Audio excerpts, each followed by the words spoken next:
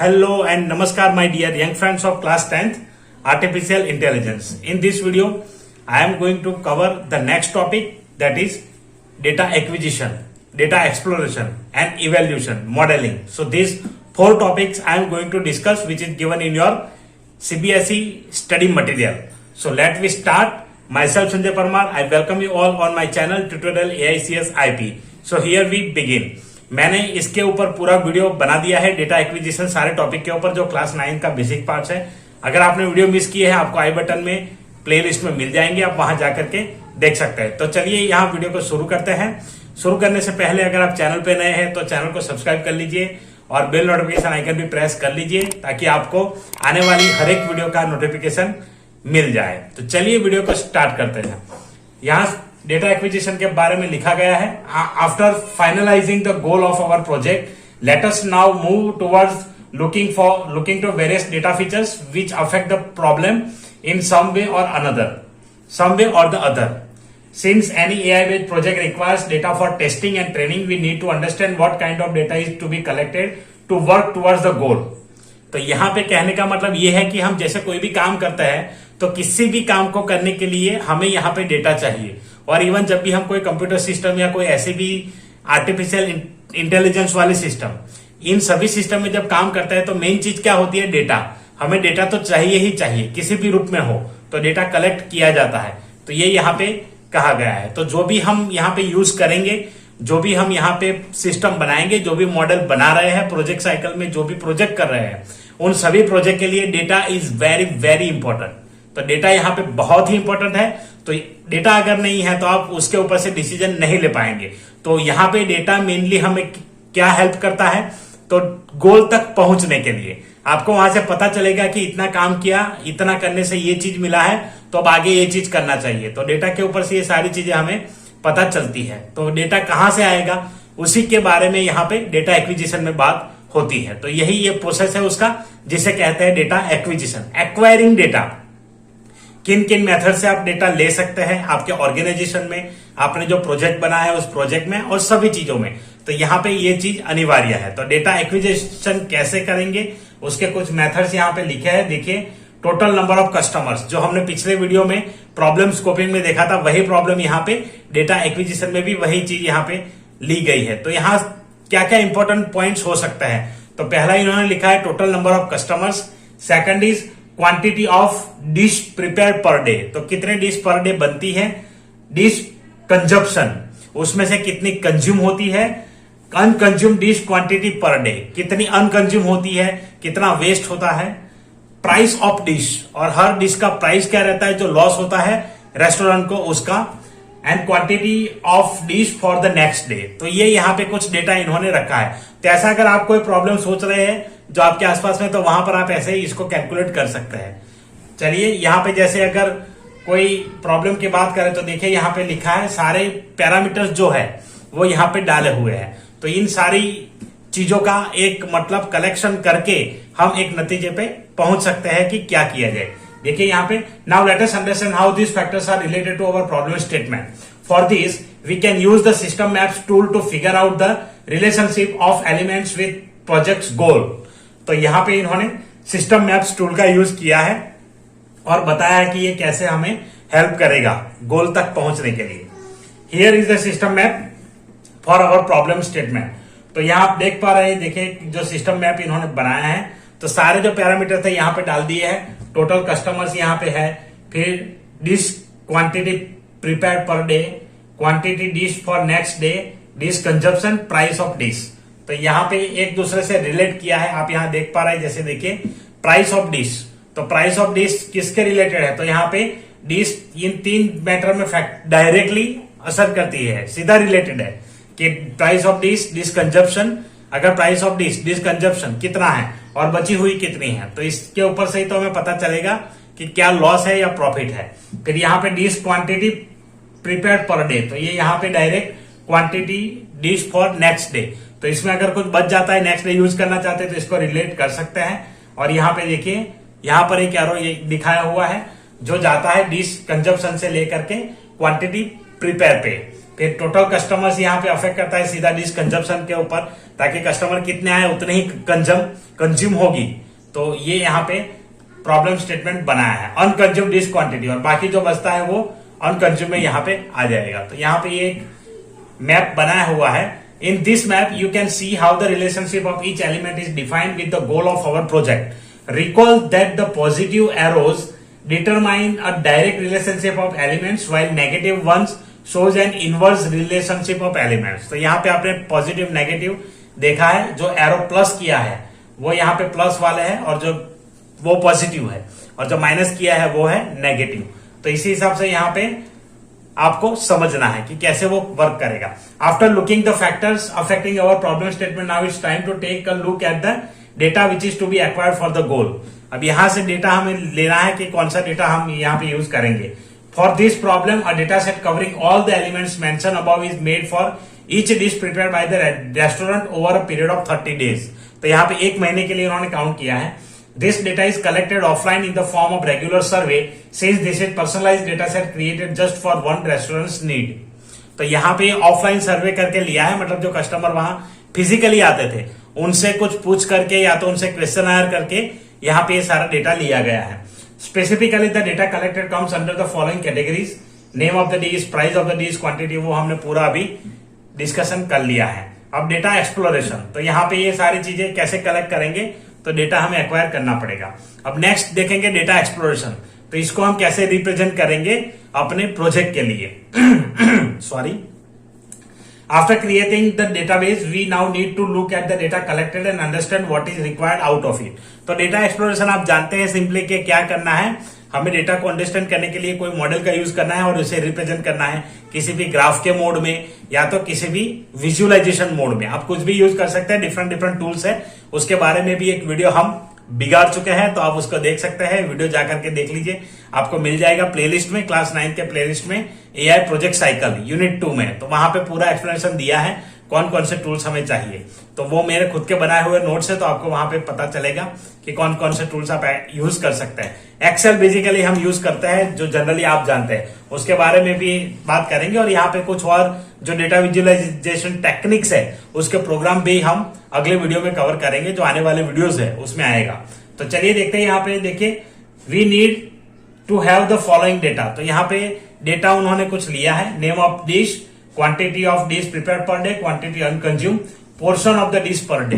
तो यहाँ पे पोर्शन भी इन्होंने लिया है कि कितना मतलब उसमें बचता है। Thus we extract the required information from the curated data set and clean it up in such a way that there exist no errors or missing elements in it। तो यहाँ पे पूरा डेटा ऑब्जर्व किया जाएगा, फिर उसको represent करके हमें तुरंत पता चलता है कि यहाँ पे कहाँ पे क्या काम करना है। तो जैसे मान लीजिए कि यहाँ पे quantity of that dish prepared per day, तो उसका क्वांटिटी मान लीजिए कि 10 या तो 100 है। अब 100 है पर क्वांटिटी अनकंज्यूम पोर्शन, तो अनकंज्यूम पोर्शन रह जाता है 10, तो 100 माइनस 10, 90 डिश पर डे यहाँ पे कंज्यूम होती है। तो उससे पता चलेगा कि भाई 90 से लेकर के 95 तक बनाओ तो 5 डिश का खर्चा जो है उतना जो लॉस है वो बियर नहीं करना पड़ेगा और उतना फूड भी वेस्ट नहीं होगा। तो ऐसे कर सकते हैं। तो इससे आइडिया मिल जाता है, जो चार्ट दिखाएगा, जैसे अगर हम बार चार्ट यूज करते हैं तो बार चार्ट में अप एंड डाउन कॉलम्स आते हैं, बार्स आते हैं, तो उससे पता चलेगा कि इतना मतलब ज्यादा है, इतना कम है, तो इसको कम करना चाहिए, इसको बढ़ाना चाहिए, ये एवरेज है, इसको कुछ नहीं करना है। तो वहां से पता चलता है।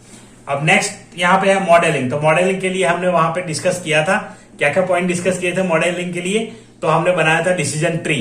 तो डिसीजन ट्री आप बना सकते हैं। उसके बाद डिसीजन ट्री बनाने से पहले हमने कुछ मॉडलिंग के लिए और भी कुछ डिस्कशन किया था। आपको अगर जानना है कि क्या है वो, तो वीडियो देख लीजिए, आई बटन में और प्लेलिस्ट में आपको मिल जाएगा।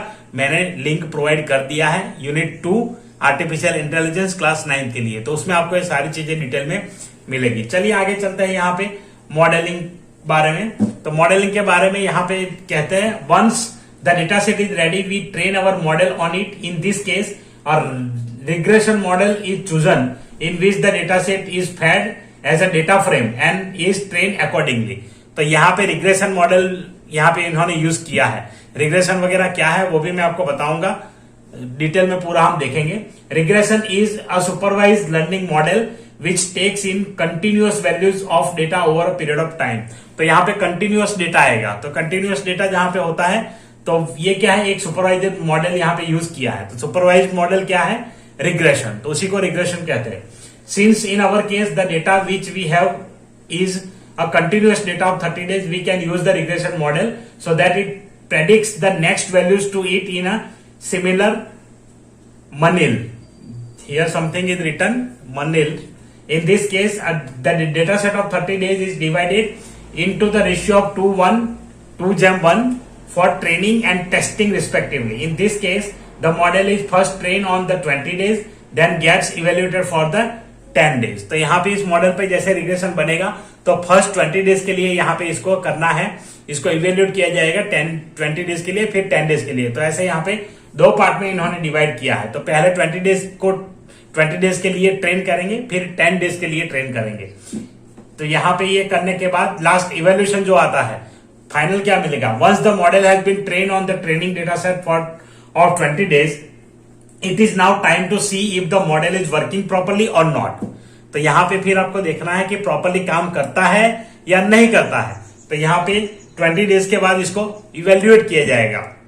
इवेल्युएट का सिंपल मतलब होता है टेस्ट करना, कि जैसे आपका प्रोजेक्ट प्रिपेयर हो गया तो आप उसे कैसे टेस्ट करेंगे, और टेस्ट करने के बाद आपको क्या रिजल्ट मिलते हैं, क्या आपको सही परिणाम मिल रहे हैं उसके, या फिर इसमें कोई दिक्कत है, या कोई इंप्रूवमेंट चाहिए, या फिर कोई डेटा चेंज करना है। तो वो सारी चीजें यहाँ पे पता चल जाएगी इवेल्यूशन में। तो यहाँ पे step 1, the train model is fed data regards the name of the dish and the quantity produce for the same. तो यहाँ पे नेम ऑफ द डिश और क्वांटिटी दोनों को यहाँ पे लिया जाएगा, और उसको जो इनपुट दिया है उसके आधार पर यहाँ पे पहला स्टेप इन्होंने लिखा है। दूसरा step, it is then fed data regards the quantity of food left unconsumed for the same dish on previous occasions. और पिछले समय में सेम ओकेजन के लिए सेम डिश का कितना मतलब अनकंज्यूम डिशेस रहते थे, कितना नहीं यूज हुआ, तो उतना उसको देखा जाएगा। The model then works upon the entries according to the training it got at the modelling stage. और फिर इसके ऊपर से यहाँ पे मॉडलिंग में सोच विचार किया जाता है। तो ये इसका था बेसिक यहाँ पे। अब स्टेप 4 में देखिए क्या है, the model predicts the quantity of food to be prepared for the next day. अब मॉडल क्या करेगा, डेटा ले लिया, सारी चीजें एक्सेस कर ली बेसिक थिंग में। अब स्टेप 4 में यहाँ पे क्या करते हैं, तो मॉडल अब यहाँ से प्रेडिक्ट करेगा कि कितना क्वांटिटी ऑफ फूड यहाँ पे बनना चाहिए, एवरेज क्या होनी चाहिए। तो डेटा जिस तरीके से होगा उसमें कहीं ऊपर नीचे थोड़ा बहुत हो सकता है, ताकि मशीन में ऐसी चीज होगी। Step 5, the prediction is compared to the testing data set value. From the testing data set ideally we can say that the quantity of food to be produced for the next day's consumption should be the total quantity minus the unconsumed quantity, sorry। तो यहाँ पे unused quantity जो है dish, वो minus करके जो अभी जो टोटल है उसमें से उतना माइनस किया, तो वो है नेक्स्ट डे में हम उसे इस्तेमाल कर सकते हैं। तो इस तरीके से यहाँ पे उसको टेस्ट किया जाएगा, इवेल्युएट किया जाएगा। The model is tested for 10 testing data set kept aside while training. और इसमें से 10 सैंपल्स जो आता है उसको यहाँ पे साइड में रखा जाएगा ऑब्जर्वेशन के लिए। Prediction values of testing data set is compare to the actual values. फिर जो ओरिजिनल वैल्यू है, रियल वैल्यूज है, उसको जो प्रेडिक्टेड वैल्यूज मॉडल से हमें मिलती है उन दोनों के साथ कंपेरिजन होगा। If the prediction value is same or almost similar to the actual values, the model is said to be accurate. तो यहाँ पे देखिए कि प्रेडिक्शन वैल्यू इज सेम, उससे मिलता जुलता या सेम आगे पीछे थोड़ा बहुत आता है, तो यहाँ पे मॉडल इज एक्यूरेट। तो कहा जाएगा कि आपका मॉडल एक्यूरेट है, अदरवाइज आपके मॉडल में कुछ न कुछ इंप्रूवमेंट की जरूरत है। तो ये यहाँ पे डिसाइड हो जाएगा। Otherwise either model selection is change or the model is trained on more data for better accuracy. तो ये जैसे मैंने बताया उसमें इंप्रूवमेंट की जरूरत है। तो ये है यहाँ पे, इस प्रकार हम कर सकते हैं। तो ये था इवेल्युएशन तक का कि कैसे आप उस मॉडल को करेंगे डेटा एक्विजिशन में। अब आगे यहाँ पे लिखा है डेटा कलेक्शन। तो यहाँ पे देखिए डेटा कलेक्शन, हम आप जानते हैं कि डेटा कैसे कलेक्ट किया जाता है। तो नोट्स यहाँ पे दिया है, बेसिकली नोट्स पे हम नहीं जाते, मैं डायरेक्ट आपको एक्सप्लेन करता हूँ डेटा कलेक्ट आप कैसे करते हैं। तो डेटा कलेक्शन के कुछ मेथड्स होता है। जो ट्रेडिशनल मेथड्स है वो हम फॉलो करते हैं। एक तो सर्वे, अभी गूगल फॉर्म्स है, तो गूगल फॉर्म्स के जरिए हम डेटा कलेक्ट कर सकते हैं। उसके अलावा कॉल करके कर सकते हैं। उसके अलावा वेबसाइट में कोई ऐसा फॉर्म बना दे या तो लिंक दे दे, उस लिंक पे लोग आए, अपना डेटा भरे और हमें सबमिट करें। तो ये सारे प्रोसेस हैं मन की सर्वे करके वेबसाइट आता है, वहां से भी आप सर्वे परफॉर्म करा सकते हैं और वहां से डेटा कलेक्ट कर सकते हैं। तो ये सारे बेसिक मेथड्स है। यहाँ पे देखिए लिखा है some examples of data set which you must already be aware. तो आप यहाँ जानते हैं जैसे बैंक का डेटा, क्या डेटा रहता है बैंक में, तो कस्टमर्स का डिपॉजिट और विड्रॉल इंफॉर्मेशन, लोन्स की इंफॉर्मेशन, फिर यहाँ लिखा है account holder, lock owners, employ registration, bank visitors, ये सारी डिटेल वहां रहती है। एटीएम जो है, तो एटीएम मशीन में यहाँ वैसे डेली कितना कैश डाला जाता है, डेली कितना कैश निकाला जाता है, वो सारी चीजें यहाँ आएगी। मूवी थिएटर्स में कितने लोग देखने आते हैं, कितना मतलब क्या खाते हैं, पॉपकॉर्न खाते हैं, पकोड़ा खाते हैं, वो सारी चीजें यहाँ पे आ जाएगी। तो वो मूवी थिएटर्स का है, टिकट कितनी सोल्ड हुई, कितनी मतलब इस कैटेगरी में उस कैटेगरी में, जो भी होते हैं कैटेगरीज अलग अलग, तो उस कैटेगरी में कितने सेल हुए। तो ये सारा एक प्रकार का डेटा यहाँ पे ऐसे मिलता है। अब देखिए यहाँ पे now look around you, find out what are the different types of databases which are maintain in the places mention below. तो यहाँ पे कहाँ कहाँ कौन सा डेटाबेस मेंटेन होता है वो आपको देखना है। Try survey people who are responsible for the designated places. तो यहाँ जैसे योर क्लासरूम, तो आप क्लासरूम में आपके क्लास टीचर से पूछ सकते हैं कि कैसे डेटा मैनेज करते हैं वो, अगर कंप्यूटराइज सिस्टम में करता है या रजिस्टर में मेंटेन करता है। जैसे अटेंडेंस रजिस्टर हो गया और कोई रजिस्टर हो गया, जैसे कभी कॉपी कलेक्शन का भी रजिस्टर होता है कि इतने बच्चों ने दिया, इतने बच्चों ने नहीं दिया, तो वो सारी चीजें हम मेंटेन करते हैं पूरा रजिस्टर, कितने बच्चे अभी भी मतलब नहीं दे रहे हैं वर्क, तो उनका नाम वहां पे आता है, टिक देते हैं, सीधा पेरेंट्स को कॉल किया जा सकता है, पेरेंट्स को इन्फॉर्म किया जा सकता है, बच्चे को बार बार रिपीट किया जा सकता है। तो यहाँ पे ये चीज है।